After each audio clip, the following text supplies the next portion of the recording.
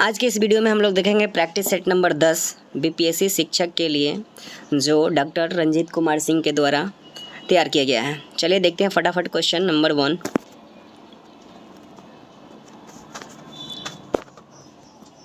चलिए number 1 question है, निम्नलिखित में कौन सा जानवर सारनाथ स्तंभ में उल्लेखित नहीं है। तो सारनाथ स्तंभ में उल्लेखित नहीं है वो आपका option B is correct answer हो जाएगा। हिरन जो है वो सारनाथ स्तंभ में उल्लेखित नहीं है। नेक्स्ट है क्वेश्चन, भारतीय रिजर्व बैंक सबसे पहले भारतीय गवर्नर कौन थे। भारतीय रिजर्व बैंक के सबसे पहले कौन थे, तो वो है आपका सी.डी. देशमुख।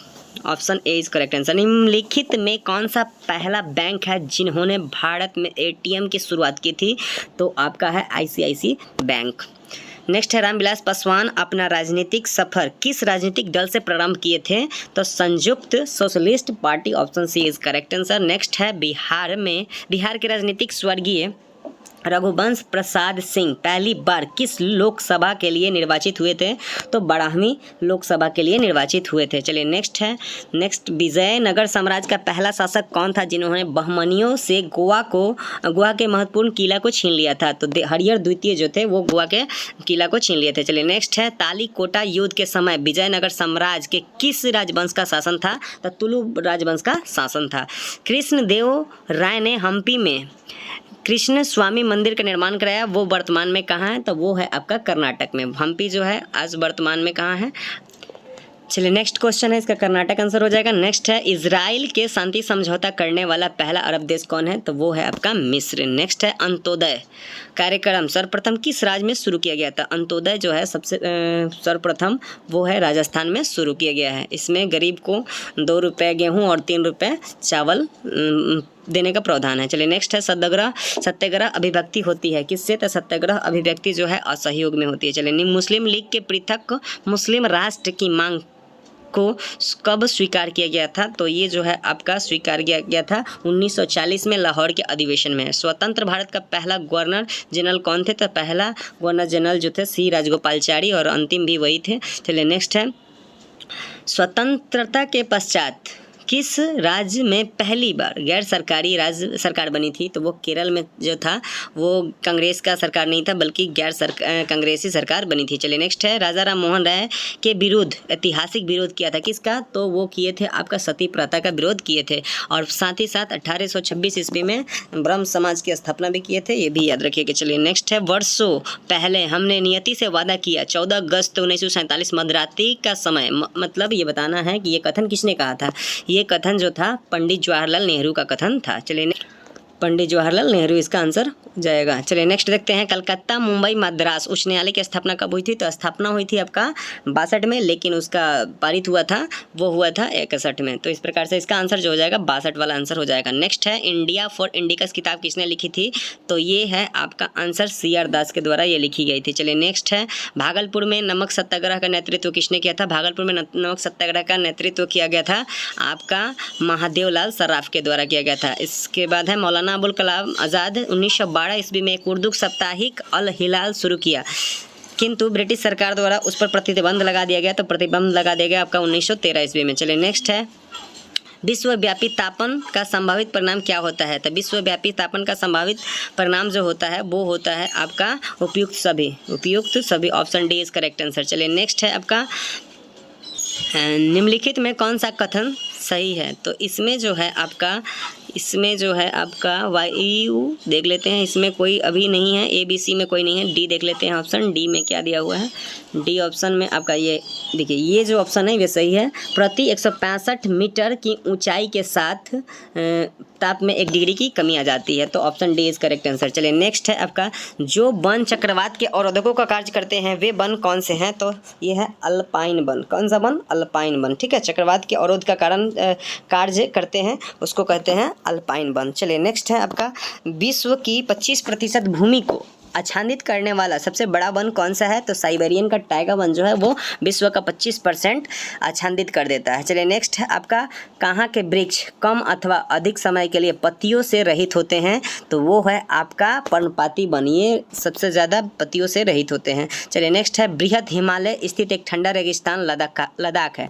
बृहद हिमालय स्थित एक ठंडा रेगिस्तान कौन है, तो लद्दाख है। नागा खासी और गारो पहाड़िया स्थित है। नागा खासी गारो पहाड़िया स्थित है, तो वो कहाँ कहाँ है, तो वो है आपका पूर्वांचल पर्वतमाला में। Option A is correct answer. चलिए नेक्स्ट है आपका, निम्नलिखित में से भारत में सबसे शुष्क क्षेत्र कौन सा है, तो इसमें सबसे शुष्क क्षेत्र जो है वो है आपका Marwar. Option B is correct answer. Next है, आरा कामा योमा पर्वत जो है वो कहाँ है, तो वो है आपका म्यांमार में। Option B is correct answer. चलिए नेक्स्ट है आपका, भारत में पहली बहुउद्देशीय परियोजना का निर्माण कौन सी नदी पर हुआ, दामोदर नदी पर। नेक्स्ट है, नागा अर्जुन सागर बांध निर्माण किस नदी पर हुआ है, तो नागा अर्जुन सागर बांध का निर्माण जो है आपका कृष्णा नदी पर हुआ है। Option A is correct answer. Next है, राष्ट्रीय राजमार्ग A1 लेह को डैश दारा से होते हुए कश्मीर घाटी को जोड़ती है, तो वो जोजिला दारा जो है वो जोड़ती है। चलिए नेक्स्ट देखते हैं,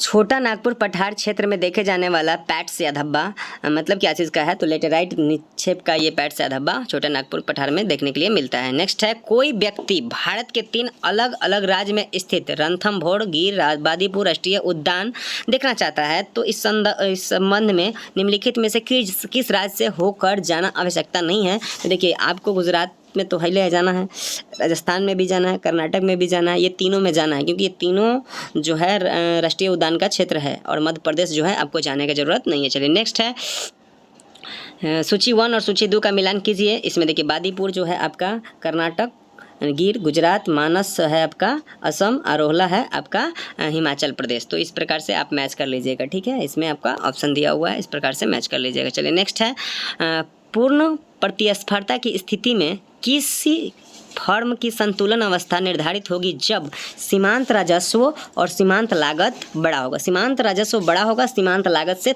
तब संतुलन अवस्था निर्धारित होगी। चलिए नेक्स्ट है, नियंत्रित मुद्रा स्फीति की मध्य अवस्था जिसे कहा जाता है प्रत्यय स्फीति। क्या कहते हैं, प्रत्यय स्फीति। चलिए नेक्स्ट है, निम्न में से कौन सा एडम स्मिथ के अनुसार कराधान का कैनन सिद्धांत में नहीं आता है। ऑप्शन है निश्चितता का कैनन सिद्धांत, फिर से साधारण का कैनन सिद्धांत, फिर से है आपका सुविधा का कैनन सिद्धांत, अर्थव्यवस्था का। तो इसमें ये 3 जो है एडम स्मिथ का सिद्धांत है, निश्चितता का, सुविधा का और अर्थव्यवस्था का। लेकिन साधारण कैनन सिद्धांत जो है नहीं है, वही पूछ रहा है कि कौन नहीं आता है, तो option B is correct answer. Next है, वह सट्टेबाज जो लाभ कमाने हेतु कीमत का गिरावट आने पर वापस खरीदने के लिए शेयर की बिक्री कर देता है, उसे क्या कहा जाता है, तो उसे कहते हैं मंदारिया, सॉरी हाँ ठीक, मंदारिया कहते हैं। क्या कहते हैं, मंदारिया कहते हैं, बियर कहते हैं। चलिए नेक्स्ट है, एक अधिकार प्रतियोगिता का सिद्धांत किसके द्वारा दिया गया था, तो ये है आपका एडवर्ड चैम्बरलिन के द्वारा दिया गया था, एडवर्ड चैम्बरलिन के द्वारा दिया गया था। नेक्स्ट है आपका 41 नंबर क्वेश्चन। चलिए 41 नंबर देखते हैं, निम्न में से किसने संविधान सभा के समक्ष उद्देश्य प्रस्ताव पेश किया था। संविधान सभा के समक्ष उद्देश्य प्रस्ताव जवाहरलाल नेहरू के द्वारा किया गया था। 26 जनवरी 1950 को भारत का संविधान लागू किया गया था, तब भारतीय गणतंत्र वास्तविक संवैधानिक क्या था, तो उसका जो है आंसर हो जाएगा आपका एक संपूर्ण प्रभुत्व धर्मनिरपेक्ष लोकतांत्रिक गणराज। नेक्स्ट, निम्नलिखित में से किस शब्द का प्रस्तावना में उल्लेख नहीं किया गया, तो संघ का उल्लेख नहीं किया गया। चलिए नेक्स्ट है, गणतंत्र के अंतिम शक्ति किसके पास होता है, तो जनता के पास होता है। Option B is correct answer. Bharat का संविधान भारत के निम्नलिखित रूप में घोषित करता है, सिवाय जो हो जाएगा आपका साम्यवादी के सिवाय। चलिए option A is correct answer. Next है, उदारवाद का प्रतीक क्या है। उदारवाद जो है, उदारवाद का प्रतीक क्या है, तो राजनीतिक और धार्मिक पहलुओं पर सामाजिक स्वतंत्रता। Option C is correct answer. Bihar में सर्चलाइट समाचार पत्र के संपादक कौन थे, लंबोदर मुखर्जी सर्चलाइट के संपादक थे। चलिए नेक्स्ट है, भारतीय संविधान में कितनी अनुसूचियां हैं, तो अभी 12 है। सबसे पहले जब बना हुआ था तो उस टाइम 8 था, उसके बाद 9, 10, 11, 12, 9 में सुधार है, 10 में दल बदल है, और 11 में आपका पंचायती राज है, 12 में नगर पालिका संबंधित है। चलिए नेक्स्ट इस प्रकार से हम लोग देखते हैं 49 नंबर। भारतीय संविधान के किस अनुसूची में राज्य का नाम और उसके क्षेत्र के बारे में, राज्य के नाम और प्रथम अनुसूची में राज्य के नाम और उसके क्षेत्र के बारे में दर्शाया गया है। नेक्स्ट है, निम्नलिखित में से किस अनुसूची में देश के विभिन्न राज्य के अनुसूचित क्षेत्रों और अनुसूचित जनजातीय के प्रशासन तथा नियंत्रण का उपबंध किया गया है, तो ये आपका 5वीं अनुसूची में उपबंध किया गया है, इसको याद रखिएगा। चलिए नेक्स्ट है, एक साधारण सूक्ष्मदर्शी में अंतिम प्रतिबिंब होता है, तो अंतिम प्रतिबिंब जो होता है वो होता है आपका आभासी, आवर्धित और सीधा। Option C is correct answer. निम्नलिखित में से कौन सा शब्द ध्वनि तरंग से संबंधित नहीं है, तो ध्वनि से आपका हर्ट्ज है, डेसिबल है, मैक संख्या ये है, बट कैंडिला इज नॉट। चलिए नेक्स्ट है, आपका वातावरण के अंदर क्षैतिज ऊष्मा अंतरण को क्या कहते हैं, तो इसको कहते हैं अभिवहन एंड एडवेक्शन कहते हैं। चलिए अभिवहन एडवेक्शन कहते हैं। नेक्स्ट है आपका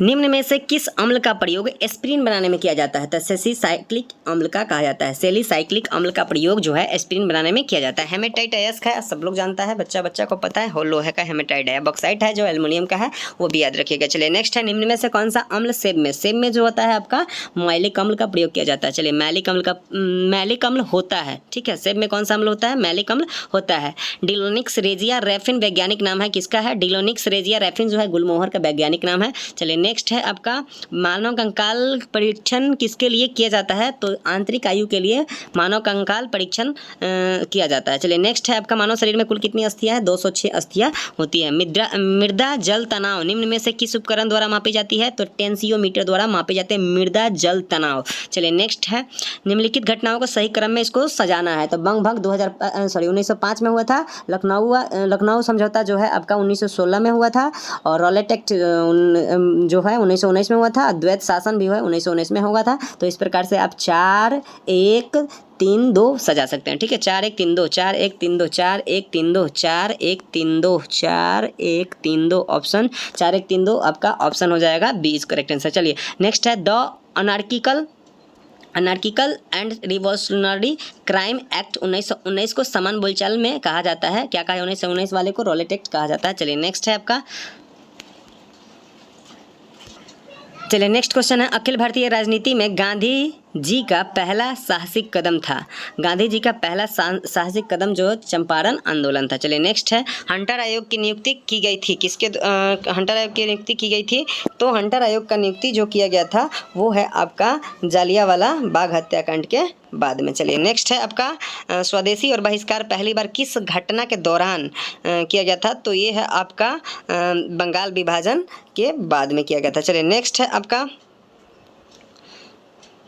निम्नलिखित में से कौन सा चंपारण सत्याग्रह का अति महत्वपूर्ण पहलू है? तो चंपारण सत्याग्रह का अति महत्वपूर्ण पहलू जो है भारत में राष्ट्रीय आंदोलन किसान असंतोष सम्मिलित होना। Option C is correct answer. चलिए नेक्स्ट है, स्वतंत्रता आंदोलन के क्रांतिकारी आतंकवादियों का पहला महत्वपूर्ण साहसिक कार्य बड़ा डकैती। बड़ा डकैती का स्थान कौन सा था? तो बड़ा डकैती का स्थान था आपका पूर्वी बंगाल में। चलिए ठीक है, पूर्वी बंगाल में हुआ था। चलिए नेक्स्ट है, महात्मा गांधी 1930 में सभी ने अवज्ञा आंदोलन स्टार्ट किए थे। तो साबरमती से स्टार्ट किए थे, इसमें 78% के साथ से। चलिए नेक्स्ट है, 1930-32 के इस अवधि में भारत और ब्रिटेन के राजनेताओं के लंदन में हुई बैठक प्राय प्रथम द्वितीय तृतीय गोलमेज सम्मेलन के रूप में उल्लेख किया जाता है।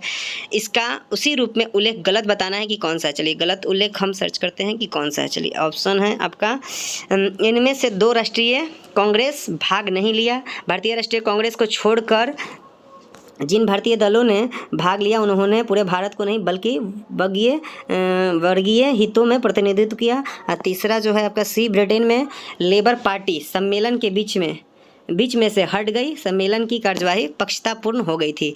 ये 3 डी जो है आपका, ये 3 अलग अलग सम्मेलन नहीं थे, अपितु यह एक सम्मेलन की अवस्था थी जो 3 शस्त्रों में संपन्न हुई थी। ये ऑप्शन जो है ये सही है। चलिए नेक्स्ट है आपका, कैबिनेट मिशन योजना के विषय में निम्नलिखित में कौन सा विकल्प सही है? कैबिनेट मिशन के लिए सही बताना है कि कौन सा है। तो वो है आपका, तो इसका आंसर हो जाएगा आपका ऑप्शन सी, भारत विभाजन की स्वीकृति। ठीक है। नेक्स्ट है, सूची 1 को सूची 2 से सुमिलित कीजिए।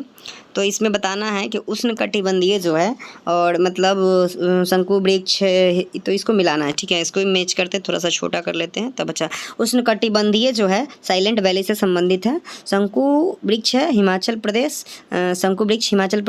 और कक्ष जो है मैंग्रोव जो है सुंदरबन से है, और पतझड़ जो है आपका राजस्थान से। इस प्रकार से सुमिलित कर लीजिएगा। चलिए नेक्स्ट क्वेश्चन है आपका, चिपको आंदोलन जो है वृक्ष से संबंधित होगा। तो वृक्षों के बचाने के लिए आंदोलन है चिपको आंदोलन। चलिए 73 नंबर, करेरा अभ्यारण्य कहाँ है? तो करेरा अभ्यारण्य जो है आपका मध्य प्रदेश में। करेरा कहाँ है? तो मध्य प्रदेश में। नेक्स्ट क्वेश्चन है आपका, भारत में अल्पाई वन कहाँ पाए जाते हैं? अल्पाई वन जो है आपका वो पाया जाता है, अल्पाई वन जो होता है। चलिए ऑप्शन देखते हैं, अंडमान दिया हुआ, हिमालय के दक्षिणी ढाल दिया है, और भी देख लेते हैं ऑप्शन क्या दिया। तो तो इसका आंसर हो जाएगा सुंदरबन। ठीक है, option C is correct answer. निम्नलिखित में कौन सा जैव विविधता के लिए बड़ा खतरा है? तो जैव विविधता के लिए आपको जो है ये जो है प्रकृति का वास, वनस्पति का विनाश, झूम की खेती, ये बहुत बड़ा खतरा है जैव विविधता के लिए। काजीरंगा किसके लिए प्रसिद्ध है? काजीरंगा गेंडा के लिए प्रसिद्ध है। चलिए नेक्स्ट है, निम्नलिखित में से कौन सा सुमेलित नहीं है पता करना है। तो सिमलीपाल ओडिशा करेक्ट है, नोकरेक हिमालय केरल, और कंचनजंगा जो है सिक्किम में है। इस प्रकार से यहाँ पे क्या दिया हुआ है? हिमाचल प्रदेश, तो ये गलत हो जाएगा, तो यही ऑप्शन सही हो जाएगा। चलिए नेक्स्ट है, निम्नलिखित में से भारत में कौन जैव विविधता का एक संवेदनशील स्थान माना जाता है? तो आपका ये हो जाएगा पश्चिमी घाट जो है संवेदनशील का अवस्था माना जाता है, स्थान माना जाता है। भारतवर्ष का प्रथम राष्ट्रीय उद्यान जिम कॉर्बेट नेशनल पार्क, इसका हेली के नाम से भी जाना जाता है। चलिए नेक्स्ट है, ग्लोबल वार्मिंग के लिए किस गैस का गहनता से पैदा होती है? तो ग्लोबल वार्मिंग में सबसे गहनता से पैदा होने वाली गैस जो है आपका कार्बन डाइऑक्साइड है। भैरमगढ़ अभयारण्य किस जिले में अवस्थित है? तो भैरमगढ़ जो है आपका बीजापुर में अवस्थित है। चलिए नेक्स्ट क्वेश्चन है, कच्छ वनस्पति सुंदरवन निम्नांकित में से किस राज्य में स्थित है? तो कच्छ वनस्पति सुंदरवन जो है सुंदरवन पश्चिम बंगाल। ठीक है, सुंदरवन पश्चिम बंगाल। निम्नलिखित में से जैव विविधता अधिनियम कब लागू हुआ था? तो जैव विविधता अधिनियम जो है 2002 में लागू हुआ था। चलिए नेक्स्ट देखते हैं आपका 43 नंबर, 83 आ जाइए, 84 नंबर, 83 तो हो गया। निम्नलिखित में से किस राज्य में वनों की वर्गीकरण अर्ध उष्णकटिबंधीय के रूप में किया गया है? तो अर्ध उष्णकटिबंधीय के रूप में किया गया है वन को, तो वो है आपका option B, Madhya Pradesh. B जो है मध्य प्रदेश। चलिए नेक्स्ट है आपका, सेम किस स्थिति में संबंधित है? सेम की जो स्थिति है वो कैसी होती है? तो सेम की स्थिति जो है वो होती है आपका पारिस्थितिक में परिवर्तन। सेम किस स्थिति में संबंधित है? तो पारिस्थितिक में परिवर्तन। भारत में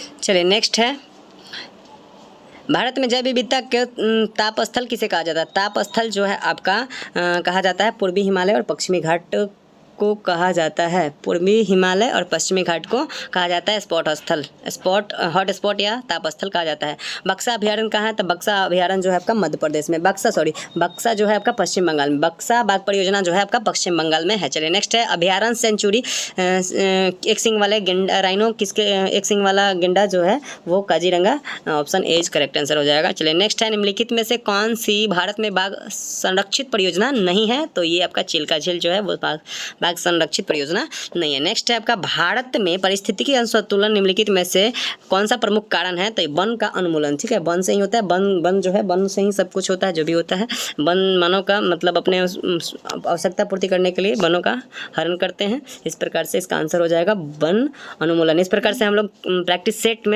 सेट 10 में 90 क्वेश्चन को देखें, फिर हम लोग 11 प्रैक्टिस सेट अगले वीडियो में देखेंगे।